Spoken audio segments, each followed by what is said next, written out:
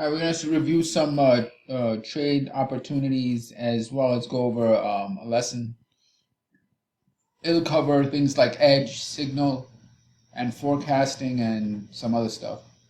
All right, so the first thing is, what am I looking for? I'm looking for E-mini to come into this zone right here. You see the zone? With the white line and the red line. The white line and the red line.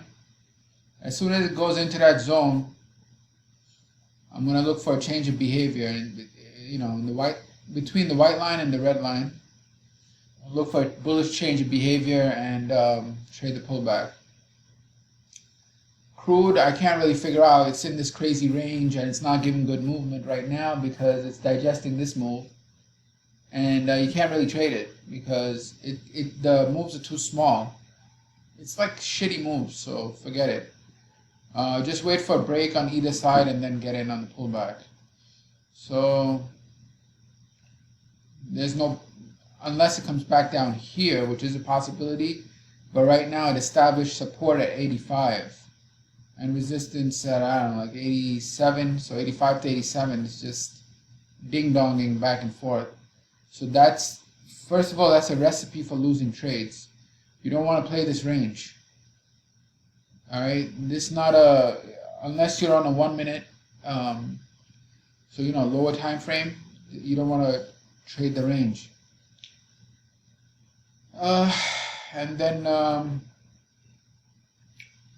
gold, again, between the white and red lines, it's going to go there tomorrow. Take out these lows, go here, look for a bullish change, take it. Why? You can clearly see it's uptrending right here, so these are short-term uptrends, but I mean, they're good enough. So as soon as it pull back, give the opportunity. All right, so we'll see. It has to take out these lows. Hopefully it takes out prior day low. And then we'll get the liquidity and then, all of that. And again, same with the euro. It just needs to pull back some. Look for a long, but note that this is in a larger downtrend. So, let's see what the trend here is. Euro, yeah. Euro.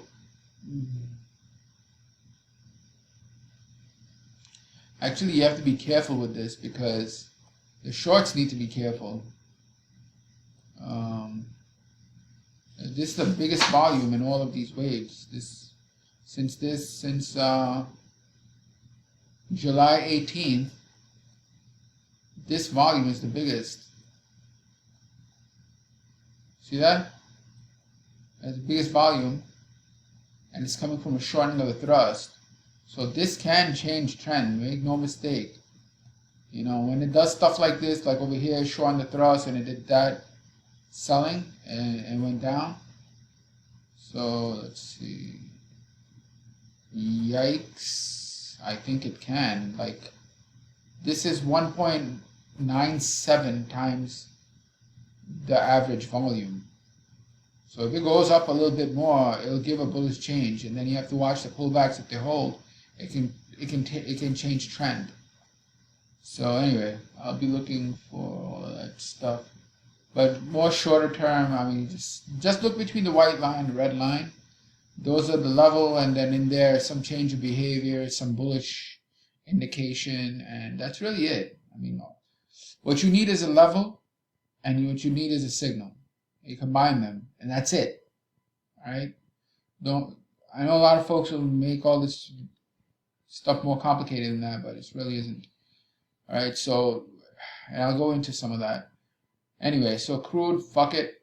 Unless it breaks, then get in the pullback because it's too far away from these levels. And it's in this range, you can't play it. Or can't trade it. Here, the other three are ready. The ES, gold, and this euro. All right, done. Let's move on to the lesson. All right, so the lesson part of this. All right, first I want to go into some critical things that is in my learning and trading. This is some of the things I learned. So I mean, one really important thing is if you ask people what is your edge, signal, setup, right? let's call it signal or setup, or your edge, they give you 100 answers. Ask 100 people, you get 100 different answers. So you'll hear things like support, resistance. No. Let's use signals. So signal would be like breakout. It would be like moving average, pullback to a moving average. It would be like VWAP or something like that. It would be, it just keeps going on and on, or divergence. This is very common. And then there's 100 different divergences. You'll have delta, and then you can have a momentum indicator like I don't know, stochastics or RSI. But this thing is like crazy. OBV, etc., etc. I don't want to get into that.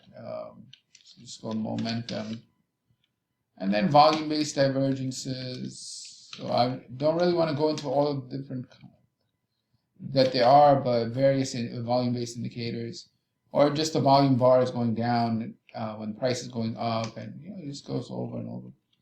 And then there's you'll have trend line breaks, and it's very common. And of course, how can I forget? You have patterns. And this is probably the crazy, the one with the most. You have price patterns, which have to do with flags, head and shoulder, and then you have candle patterns, which typically are 2-bar or 3-bar candle patterns. Could be 1 bar if it's like one big wick, but typically they're 2-bar or 3-bar candle patterns. Anyway, the list goes on and on. So if you ask anyone, what is your signal or setup, they will give you all of this, right? Okay, so now imagine instead of all of this, there was one. Instead of thinking of all of this, you just thought of one thing first. Instead of 6, 7, and all their sub points, instead of all of that and behaviors and reading those behaviors, even springs and upthrust, instead of all of that, there was one thing that you start off with.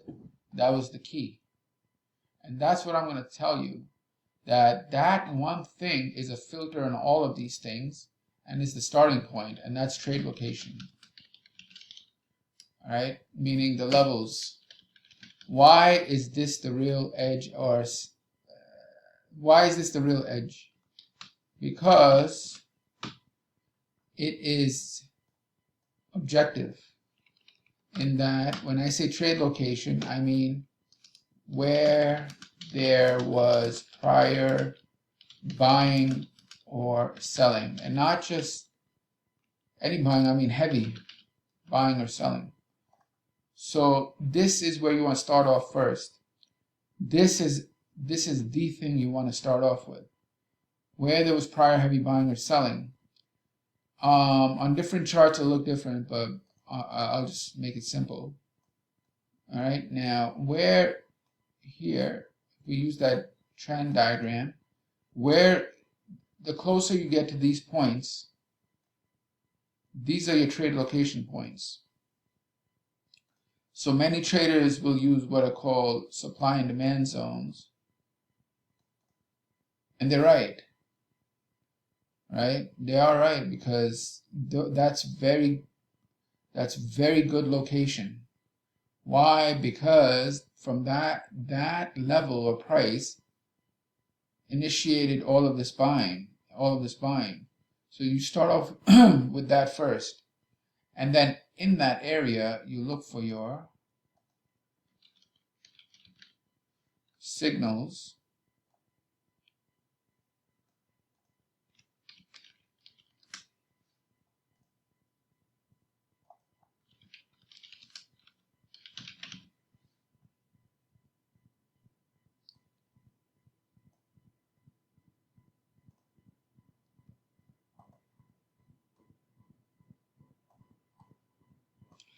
And why you looking for your buy signal?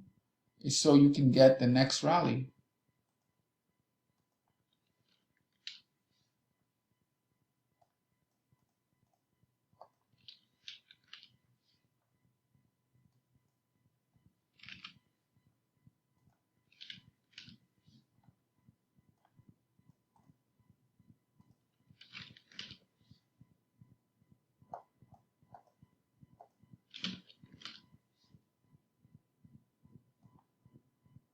All right. So this is really important to know. Okay, now, so you start off with your location or your levels first and foremost. If you start, the big mistake people make is they do this first, signal and setup. So what folks will do, and this is a newbie mistake, but folks do this for years, is that they look at this signal and setup first instead of location first. When the location must come first. The location comes before any whatever signal setup you're trading. Location comes first. And obviously, if you say it's trend first, location obviously is already built in, right? I mean, it's uptrending, and then you're looking at location. So that's why I say just look at location, because it already accounts for trend because of that big move. All right. So basically, location first and foremost. Then signal setup. All right. Because why? Because signals and setups are random.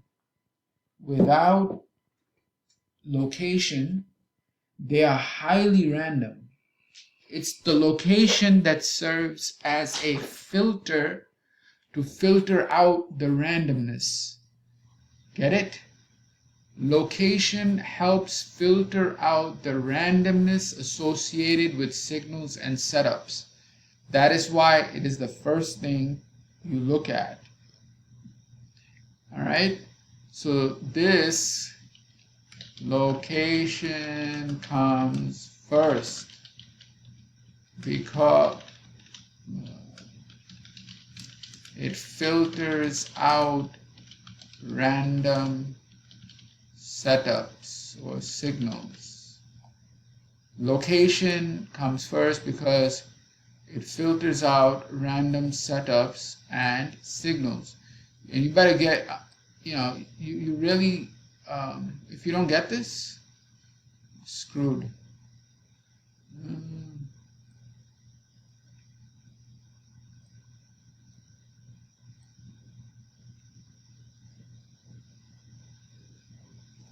Location comes, setups and signals come after trade location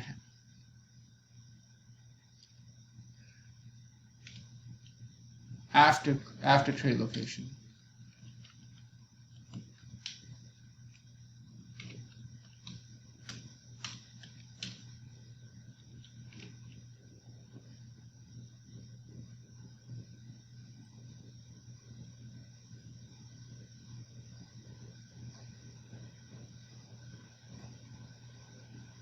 Why it's like this?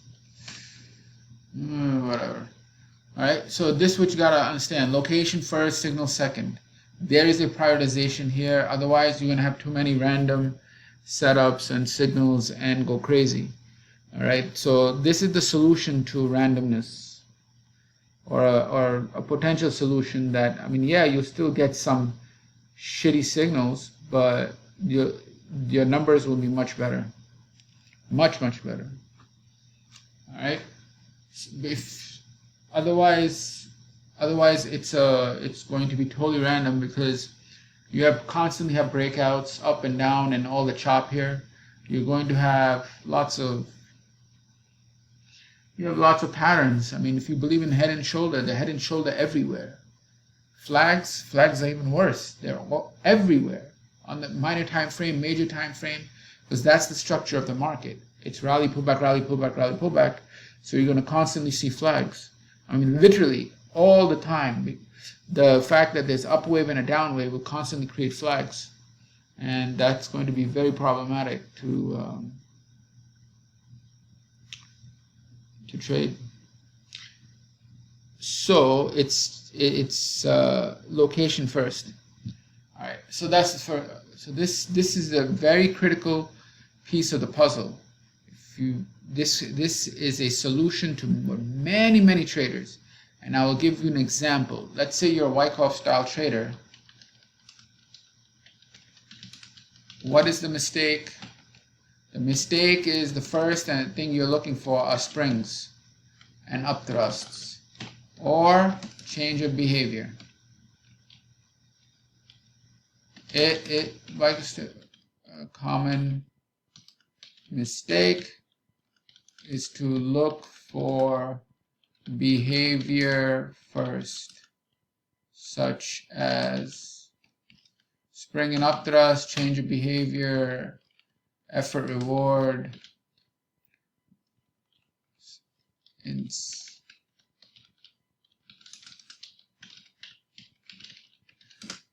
all right, so this is a very common Wyckoff style trader common mistake is to look for certain behaviors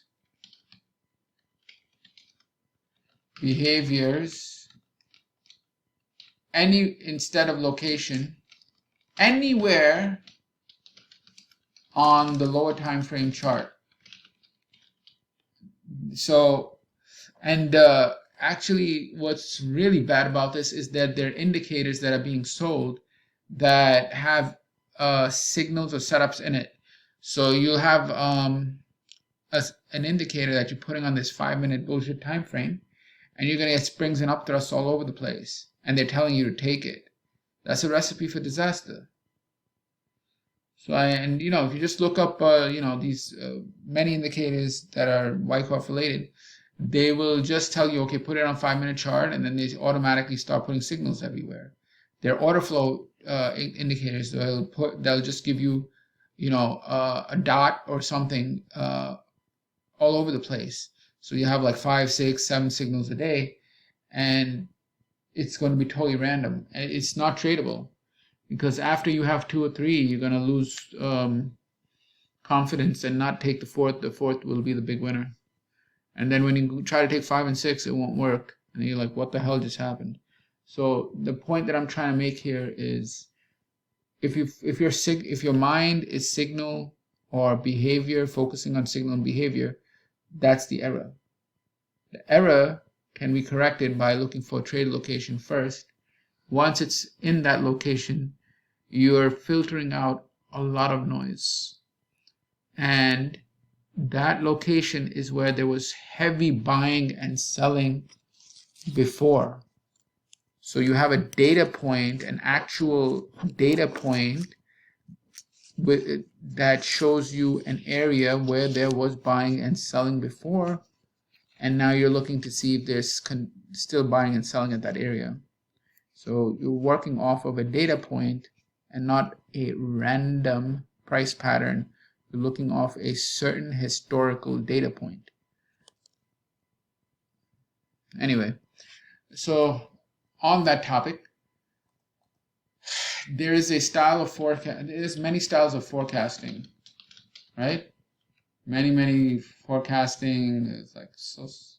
There's a number of different forecasting, and I'm not going to go into that. But all those forecasting methods, they compare their results to what's called naive, I don't know, forecasting. If you look this up, you will see that this type of forecasting is the most basic type, which is today's forecast is going to be the same as the prior period actuals. So let's say for a company, would say, I don't know, how much money are you going to make this quarter? So the forecast for upcoming quarter, they would compare, in naive forecasting would be set to actual forecasting of or not forecast, actual results of prior quarter. The forecast sales for upcoming quarter would be the actual sales from prior quarter. So that means if you did let's say, if, for example, last quarter sales equal 100 million, you forecast sales equal 100 million, something like that. Or in trading, let's say, you know, last week you made 10K, this week you project you'll make 10K. Last week actual, this week forecast.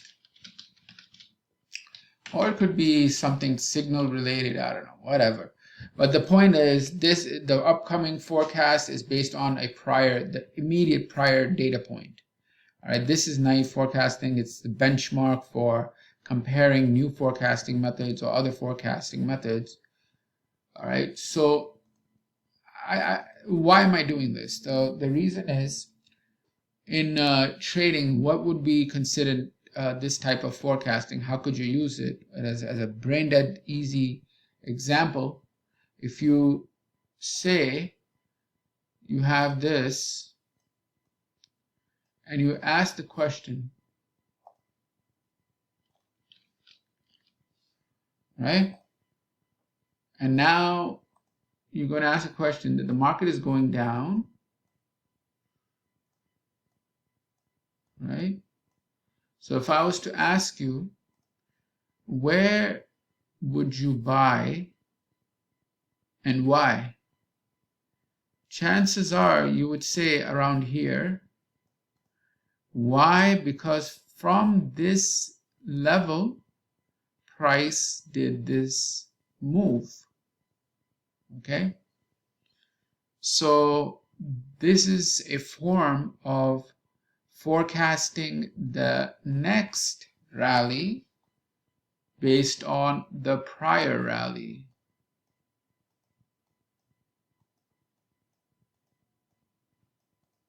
Saying, if I again asked you, where would you buy, or where do you expect the price to go and rally from, you would look at a prior data point and say, this here, let's just say it's 100, and from 100, this price level, price rallied. So your forecast would be that from this price level, it can rally again, right? So in a very simple-minded way, it doesn't mean it's going to, but in a very simple-minded way, you'd say that if you had just one data point, you would say, yeah, where is it going to go to in the future on this pullback, and where is that level, and what's going to happen from that level? You say, okay, well, in the past, it went to 100, pulled back to 100, and then rallied. So I now expect it to pull back to around 100 and rally. So this is like the naive forecast that is based off of the prior actual. The prior actuals showed that there was a pullback to 100 and then a rally. So now the forecast, as it's pulling back, is that it's going to pull back to around 100 and then rally. Get it? So this is valid. This gives a lot of validity to basic support and resistance type trading, and saying that at this pullback to support, there was a rally, and that's the level I'm going to look at in the future, because I have a data point saying that that's where it rallied from. All right. So this is actual, in the subject of forecasting. This is the base. The fundamental base is today. Tomorrow's forecast is based on today's actual, or next quarter is based on the current quarter, or the next week is based on the current week, whether it's sales, demand, or whatever. In this case, it would be trying to forecast what level will price go to in order to rally. And we take a look at the level in the past, it went to 100. And now that it's pulling back, we look at that $100 level again, because we see that it rallied from that in the past. So we forecast that it's probably going to go there and rally again. All right, I'm done, but you guys get the point. Take care. Bye.